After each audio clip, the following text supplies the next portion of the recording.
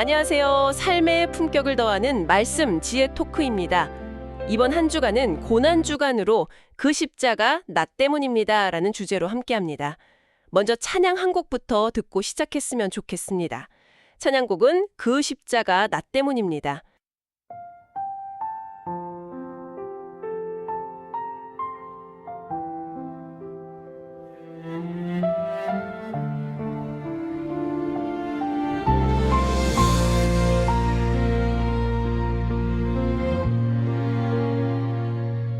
어둠 속에 서 있던 그날의 길, 주님 홀로 걸어가실 때 사람들 틈에 숨어 있던 나 조용히 바라보았네. 외면하며 고개 돌리던 그 순간 주님을 외면했던 나, 그 고통의 이유를 이제야 알게 됩니다.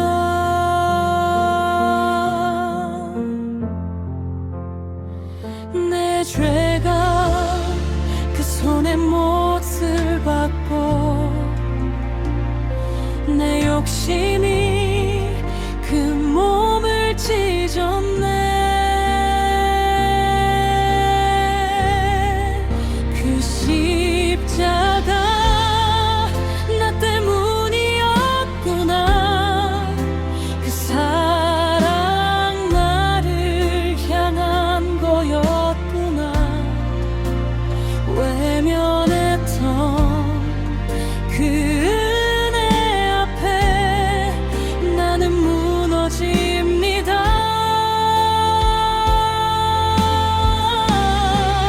그 십자가 나 때문이었구나.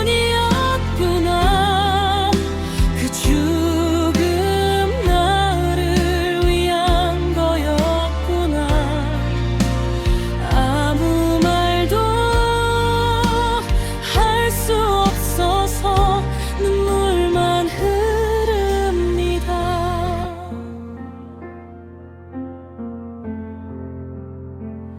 겉세만에 눈물로 드린 기도,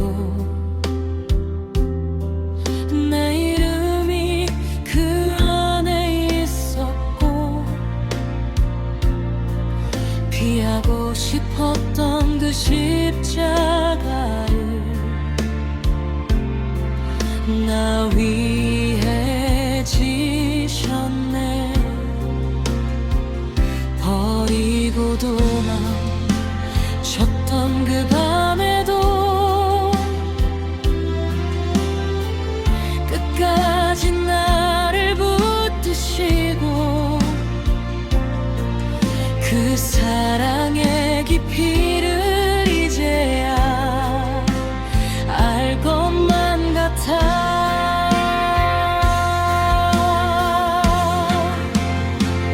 내 죄가 그 길을 걷게 하고 내 삶이 주를 십자가로 보냈네. 그 십자가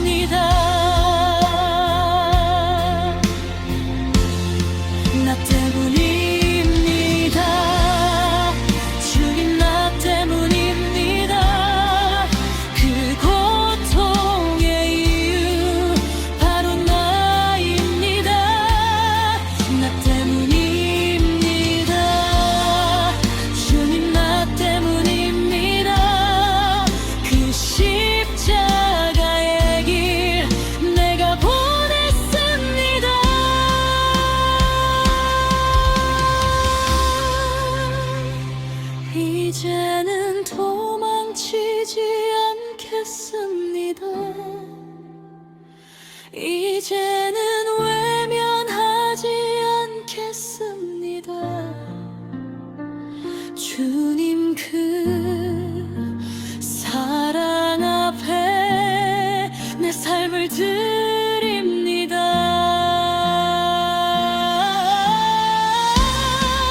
그 십자가 나 때문이었구나. 그 사랑 나를 살린 은혜 이 생명 다하여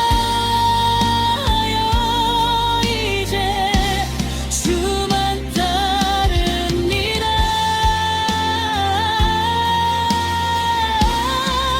그 십자가 나 때문이었구나.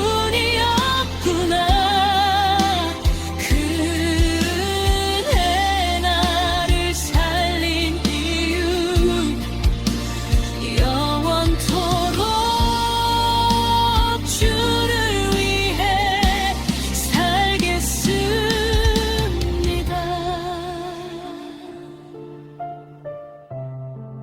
그 십자가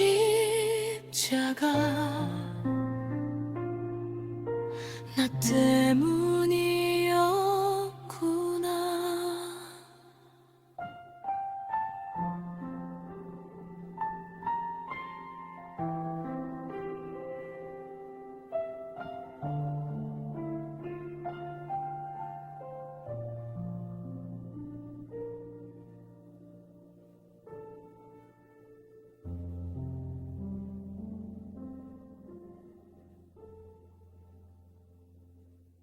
참 은혜로운 찬양입니다. 오늘 김삼동 목사님의 글 그 십자가 나 때문입니다입니다. 말씀을 통해 깊은 신앙적 체험이 있기를 주님의 이름으로 축복합니다. 네, 방금 낭독해 주신 오프닝 멘트 정말 익숙하고 마음이 편안해지네요. 그렇죠. 청취자 여러분도 아마 고개를 끄덕이시면서 아주 전형적이고 따뜻한 종교적 위로구나 이렇게 생각하셨을 겁니다. 보통 그렇게들 많이 생각하시죠. 네. 하지만 오늘 저희 심층 탐구 시간에 이 텍스트를 깊이 파헤쳐 보려는 이유는 전혀 다릅니다. 이 평화와 위안의 상징으로 여겨지는 기호가 사실은 독자의 그 견고한 심리적 방어 기제를 산산조각 내기 위해 엄청 치밀하게 설계된 텍스트라면 어떨까요? 아, 방어 기제를 부순다. 아주 흥미로운 접근이네요. 실제로 이 김삼동 목사님의 글 전체 구조를 들여다보면요. 약간 정교하게 기획된 해치 작업에 가깝거든요. 해체 작업이요? 네, 사람들이 평소에 아무 의심 없이 받아들이던 익숙한 개념들을 밑바닥부터 마구 흔들어 놓는 거죠. 단순히 메시지를 전달하는 게 아니라 독자의 인식을 깨뜨리려는 목적이 분명히 보입니다. 맞아요. 그래서 제가 제일 먼저 눈에 띄었던 게 이 텍스트가 시작하자마자 바로 지적하는 게 익숙함의 문제더라고요. 네, 그 십자가라는 상징이 현대 사회에서 너무 흔해졌다는 걸 날카롭게 꼬집고 했죠. 그러니까요. 뭐 밤마다 도심을 밝히는 빨간 네온 사인에도 있고 또 예쁜 은목걸이로도 걸고 다니잖아요. 요즘은 타투로 새기는 사람들도 꽤 많고요. 맞아요. 엄청 흔한 기호가 됐죠. 이게 약간 그 심리학에서 말하는 경고 표지판 피로증? 워닝 사인 퍼티그랑 비슷한 것 같아요. 아무리 위험하다고 추락주의라고 무시무시하게 적혀 있어도 출근길에 맨날 보다 보면 나중에는 그냥 풍경이 되잖아요. 아스팔트나 나무처럼. 그 비유 아주 정확하네요. 인지과학적으로도 우리가 일상에서 너무 자주 마주하는 자극은 뇌가 효율성을 위해서 그냥 무시하게 처리해버리거든요. 아, 뇌가 스스로 스위치를 꺼버리는 거군요. 그렇죠. 근데 흥미로운 건 저자가 이 현상을 서도에 딱 배치하면서 독자한테 대뜸 질문을 던져요. 나는 십자가를 정말 알고 있는가? 아니면 그저 익숙해져 버린 것인가? 이렇게요. 와, 뼈 때리는 질문이네요. 게다가 그 뒤에 빈칸 채우기도 시키잖아요. 십자가는 나에게 무엇이다 이렇게 빈칸을 주고 채워보라고. 독자 입장에서는 갑자기 시험지 받아든 기분 아닐까요? 당혹스러울 것 같은데? 네, 당혹스럽게 만드는 게 바로 목적입니다. 이게 무슨 종교적 지식을 테스트하려는 게 아니거든요. 그 철저하게 수동적인 소비자 상태에 머물러 있는 독자의 멱살을 콱 잡고 흔들어 깨우는 알람인 거죠. 아, 일어나라고 흔드는 거군요. 맞아요. 인간은 종종 어떤 대상에 익숙해진 걸 그 대상을 완전히 이해한 걸로 착각하잖아요. 이 익숙함이라는 두꺼운 방어막을 걷어내지 않으면 저자가 진짜로 하고 싶은 본질적인 이야기로 넘어갈 수가 없습니다. 그래서 일단 읽는 흐름을 딱 멈춰 세우고 독자의 능동적인 개입을 요구하는 거네요. 네, 바로 그겁니다. 근데 그 익숙함이라는 방어막이 무서운 게 그 이면에 있는 실제 역사적 잔혹성을 완전히 가려버린다는 거잖아요. 텍스트가 낭만을 싹 걷어내고 피비린내 나는 처형독으로서의 현실을 들이미는 것도 다 그 연장선이겠죠? 네, 정확합니다. 그 채찍에 맞고 살점이 떨어져 나가고 조롱당하고 손발에 굵은 못이 관통하는 그 처참한 죽음의 현장을 아주 건조하게 묘사하거든요. 사실 로마 시대 당시에 가장 끔찍한 범죄자들한테만 쓰던 잔인하고 수치스러운 사형틀이잖아요. 이걸 적나라하게 보여주는 거죠. 맞아요. 역사적 현실로서의 십자가는 당시 로마 시민들한테는 입에 올리는 것조차 금기시됐던 끔찍한 패배의 상징이었습니다. 여기서 저자가 독자의 인지 부조화를 유도하는 거죠. 인지 부조화요? 세상의 눈으로 보면 이건 완벽한 실패고 처참한 패배잖아요. 근데 텍스트는 이걸 완전히 뒤집어서 하나님 나라의 왕의 죽이시기자 승리라고 선언해버리거든요. 잠깐만요. 아무리 종교적 수사라지만 그 극단적인 참혹함을 왕의 죽이식이라고 부르는 건 논리적 비약 아닌가요? 솔직히 폭력당하고 죽어가는 걸 승리라고 포장하는 건 현실을 살아가는 청취자 여러분 입장에서는 약간 패배자의 정신승리나 자기 합리화로 들릴 수도 있을 것 같은데요. 네, 그 반발심. 바로 그게 텍스트가 노리는 지점일 겁니다. 이 역설을 이해하려면 저자가 전제하고 있는 두 세계관의 충돌을 들여다봐야 해요. 두 세계관이요? 네, 인류 역사상 세상의 왕들은 어떻게 즉위하나요? 더 높은 자리로 남을 짓밟고 올라가서 타인을 지배하죠. 폭력을 독점해서 자신의 절대적인 힘을 증명하고요. 군대를 열병시키고 공포를 과시하는 게 우리가 아는 유일한 승리의 공식이잖아요. 그렇죠. 힘센 자가 이기는 게 세상의 룰이니까요. 하지만 이 글이 설명하는 하나님 나라의 논리는 그 세상의 룰을 근본부터 전복시킵니다. 그럼 힘으로 누르는 룰 자체를 아예 거부한다는 뜻인가요? 바로 그겁니다. 가장 철저하게 바닥으로 낮아지고 인간이 겪을 수 있는 가장 끔찍한 수치와 고통을 감당하고 타인을 지배하는 대신 오히려 자기 생명을 내어주는 그 순간이 역설적이돼도 새로운 통치의 시작이라는 선언인 거죠. 와, 그러니까 폭력을 덕한 폭력으로 제압하는 게 아니라 세상의 모든 폭력과 미움을 온몸으로 흡수해버리는 거네요. 맞아요. 흡수해서 그 악순환의 사슬 자체를 탁 끊어내는 방식입니다. 저자는 이걸 진정한 의미의 승리라고 규정하고 있는 거예요. 폭력을 흡수해서 사슬을 끊어낸다. 확실히 권력 구조로 완전히 뒤집는 발상이네요. 그럼 독자들은 여기까지 읽고 나면 정말 인류를 향한 위대한 희생이구나, 숭고한 사랑이구나 하면서 막 감동받고 책을 덮고 싶어 할 텐데요. 그렇죠. 감동하고 끝내고 싶어 하죠. 근데 텍스트가 여기서 다시 한번 독자의 발목을 확 잡잖아요. 그냥 위대한 인류애적 사건으로 치부하고 넘어가면 이 글의 진짜 목적에 전혀 닿지 못한 거라고 경고하더라고요. 네, 이 텍스트 전체를 관통하는 가장 결정적인 전환점이 바로 그 지점입니다. 지금까지 독자들이 되게 막연하게 써왔던 우리를 위해라는 복수대명사가 있잖아요. 그게 갑자기 나 때문에라는 1인칭 단수로 엄청 예리하게 좁혀지는 순간이죠. 우리를 위해에서 나 때문에로. 네, 저자는 객관적인 지식을 주관적인 대속, 그러니까 신학적 용어로 그 substitution, 대속의 체험으로 강제로 전환시켜버립니다. 그 대속, 그러니까 우리를 위해랑 나 때문에 차이를 생각하다 보니까 제가 이런 상상을 해봤어요. 밤에 소파에 편하게 앉아서 뉴스를 보는데 앵커가 오늘 어떤 영웅적인 시민이 브레이크 고장난 트럭을 막아서서 여러 명을 구했습니다. 이러는 거예요. 흔히 보는 미담 뉴스네요. 네. 그럼 저는 그냥 정말 훌륭한 분이네 하고 가벼운 감동을 느끼겠죠. 근데 만약에 제가 횡단보도를 건너다가 스마트폰 본다고 딴청을 피우고 있었어요. 근데 거대한 트럭이 저를 덮치기 직전에 어떤 모르는 사람이 저를 확 밀쳐내고 제 두 눈 앞에서 대신 트럭에 치여서 목숨을 잃은 거예요. 와, 상상만 해도 너무 끔찍하고 충격적인데요. 그러니까요. 두 사건 다 누군가의 희생이잖아요. 근데 후자는 저를 평생 잠 못 자게 할 엄청난 부채감이랑 충격을 남길 거란 말이죠. 텍스트가 청취자 여러분에게 요구하는 게 바로 이 횡단보도에서의 감각 아닐까요? 그 횡단보도의 비유가 저자가 말하려는 대속의 핵심을 완벽하게 보여주네요. 뉴스를 보면서 감동하는 상태가 바로 예수님이 우리를 위해 죽으셨다는 교리적이고 객관적인 지식에 머무르는 단계입니다. 3인칭 관찰자 시점이군요. 네. 반면에 내 눈앞에서 나를 밀쳐내고 희생당한 사람을 목격하는 충격, 그러니까 내가 마땅히 치러야 할 파멸의 자리에 나 대신 그분이 서 계셨다는 철저한 개인화의 체험이 텍스트의 최종 목적지인 거죠. 근데 전문가님, 왜 우리는 평소에 자꾸 그 횡단보도의 생생한 감각을 피하려고 할까요?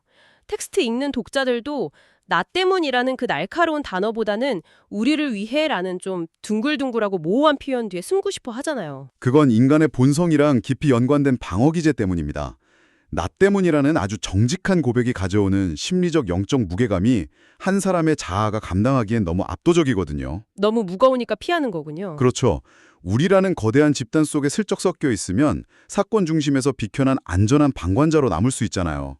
그냥 약간의 도덕적 부채감이나 가벼운 슬픔만 느끼면 끝이니까요. 아, 진짜 얄팍하네요. 근데 그 안전한 인신철저 깔아 나와서 내가 바로 그분을 십자가에 못 박은 원인 제공자다라고 독대하는 순간 기존의 그 견고했던 자아는 산산조각 나면서 무너져 내릴 수밖에 없습니다. 와, 텍스트에 인용된 어떤 성도님의 간증에서도 나 때문에 죽으셨구나 깨닫는 순간 완전히 무너져 내렸다고 묘사하잖아요. 그게 단순한 수사가 아니었네요. 네, 철저한 자아의 심리적 붕괴와 항복을 설명하는 겁니다. 자아가 완전히 붕괴되는 경험이라 듣기만 해도 꽤 고통스러운데요. 그럼 청취자 여러분 중에 자신이 얼마나 큰 빚을 졌는지 그 압도적인 희생을 깨달은 독자는 이제 어떻게 살아야 됩니까? 평생 죄책감에 시달리면서 방구석에서 울고만 있어야 하는 건 아닐 거 아니에요. 물론이죠. 저자 역시 그 점을 되게 날카롭게 경계하고 있습니다. 독자가 종교적 감동주의에 빠지는 걸 막으려고 하죠. 감동주의요? 네, 책 읽거나 노래 들으면서 눈물 한번 쫙 쏟아내고 아, 감동적이다. 카타르시스 느끼고 끝내버리는 그 수동적인 태도요. 그걸 버리라는 겁니다.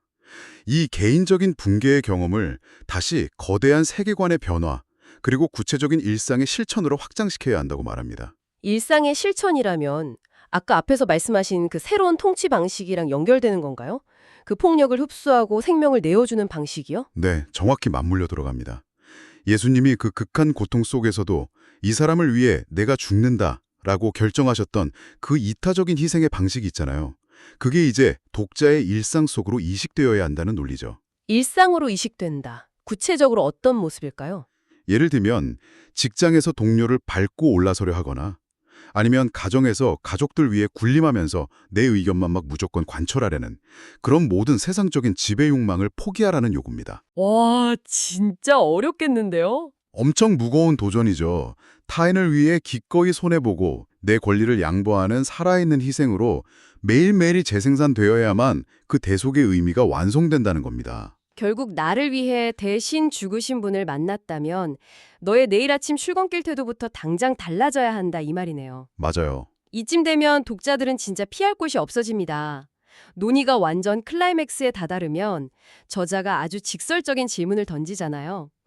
예수님은 나를 위해 죽으셨는데 나는 과연 그분을 위해 살고 있습니까? 이 서늘한 질문 앞에서 청취자 여러분도 아마 불가피한 결단을 강요받으실 텐데요. 그렇죠. 인생의 방향키를 넘길 것인가 묻는 거죠. 네. 근데 여기서 제가 텍스트 형식을 보니까 아주 흥미롭고 좀 파격적인 장치가 하나 등장하더라고요. 아, 그 침묵과 묵상에 대한 강력한 지시문 말씀이시죠? 맞아요. 글을 막 읽어내려 가는데 중간중간에 갑자기 3분간 침묵하십시오. 눈을 감고 5분간 침묵하십시오. 이런 요청이 막 거듭해서 나옵니다. 바쁘게 살아가는 현대인들한테 그것도 활자가 빽빽해야 할 텍스트 중간에 5분이나 아무것도 하지 말고 눈 감으라고 하는 건 작가로서 엄청난 모험 아닙니까? 몰입 흐름이 뚝 끊겨버릴 수도 있잖아요. 일반적인 독서 관점에서는 확실히 흐름이 끊기는 되게 위험한 시도죠. 하지만 심리적 변화의 관점에서는 이것이야말로 머릿속의 차가운 활자가 가슴속의 현실로 바뀌는 필수적인 인큐베이팅 시간입니다. 아, 인큐베이팅. 저자는 논리적인 설명이나 팩트 나열만으로는 인간의 깊은 본성을 진짜로 변화시킬 수 없다는 걸 잘 알고 있는 겁니다. 그래서 의도적으로 자기 목소리를 멈추고 독자를 빈 공간으로 확 밀어넣는 거죠. 작가가 멱살을 떼고 가는 게 아니라 이제는 독자 스스로 그 안으로 걸어 들어오게 만드는 공간이군요. 네, 외부의 모든 소음이랑 작가의 설명이 탁 끊어진 철저한 정막 속에서 독자 스스로가 나는 진정 이 십자가를 어떻게 바라보고 있는가 이걸 천천히 씹어 삼키도록 기다려주는 겁니다. 와, 기다림의 시간이네요. 그 침묵의 시간이 지나야만 비로소 독자 내면 깊은 곳에서 아, 이제는 내 삶의 방식을 바꾸겠다는 자발적인 결단이 터져나올 수 있으니까요. 지식을 막 일방적으로 주입하는 대신에 독자 스스로 고백을 완성하게 빈 공간을 열어두는 정말 탁월한 장치입니다. 철저하게 비워둔 침묵의 공간을 통해 텍스트가 완성된다. 그래서 이 글의 맨 마지막에 등장하는 단 한 줄의 정리가 그렇게 묵직하게 다가왔나 봅니다. 십자가는 하나의 사건이 아니라 나의 이야기다. 네, 그 한 줄이 핵심이죠. 2000년 전 중동 언덕에서 벌어진 고대사의 한 페이지가 아니라 지금 당장 나의 멱살을 잡고 존재를 통째로 흔들어버리는 현재 진행형 스토리로 치환되어 버리는 거네요. 자, 청취자 여러분, 오늘 저희는 하나의 텍스트가 어떻게 우리의 아니란 인식을 해체하는지 깊이 파헤쳐 봤습니다. 흔하게 소비되던 상징이 폭력적 논리를 뒤집는 역설로 변모하는 과정을 지켜봤고요. 그리고 모두를 위해라는 방패도에 숨어있던 방관자가 나 대신 트럭에 뛰어든 대속의 체험인 나 때문에라는 진실과 정면으로 부딪히는 구조도 확인했습니다. 맞습니다. 일회성 감동이 아니라 지배와 통제가 난무하는 일상 속에서 타인을 향한 희생으로 자신의 권리를 내려놓으라는 텍스트의 최종 요구까지 짚어봤죠. 아마 여러분이 내일 길 걷다가 네온 사인을 보거나 음묵거리를 보게 된다면 분명 예전과는 다른 감각으로 다가올 겁니다. 편안한 배경화면은 더 이상 아니겠죠. 네, 오늘의 심층 탐구를 마치기 전에 청취자 여러분이 일상으로 돌아가서 곱씹어 볼 만한 도발적인 질문 하나를 던지고 싶습니다. 오늘 텍스트는 명확하게 기독교의 핵심 상징이 통제권을 버리고 철저한 자기 희생을 요구한다고 주장하잖아요. 끊임없이 위로 올라가려 하고 내 삶을 통제하려는 본성을 거스르는 불편한 요구죠. 그렇다면 혹시 우리가 이 상징을 그토록 익숙하고 편안한 액세서리로만 놔두려 했던 진짜 이유가 따로 있는 건 아닐까요? 단순히 무감각해진 게 아니라 내 삶의 주도권을 여전히 내가 꽉 쥐고 싶어서 내 맘대로 세상을 통제하고 싶은 은밀한 욕망이 방어 기제로 작동한 건 아닐지 묻고 싶습니다. 내 삶을 온전히 포기하기 싫으니까요. 맞아요. 진짜 십자가를 나의 이야기로 대면하는 순간 우리는 내 권리와 자아의 통제권을 완전히 내려놔야 할지도 모르니까요. 어쩌면 그 통제권 상실이 두려워서 익숙함이라는 예쁜 포장지로 본질을 덮어두려 했던 것은 아닌지 스스로에게 질문해 볼 시점인 것 같습니다. 오늘 저희가 준비한 심층 탐구는 여기까지입니다. 지금까지 귀 기울여 함께해 주신 여러분 깊이 감사합니다.